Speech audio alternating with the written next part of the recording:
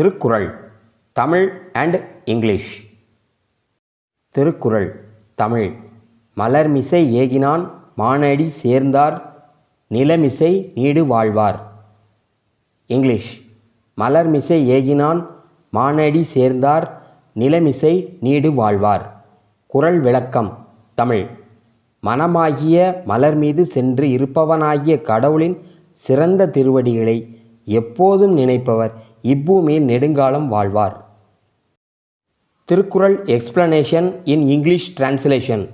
They who are united to the glorious feet of him who passes swiftly over the flower of the mind shall flourish long above all worlds.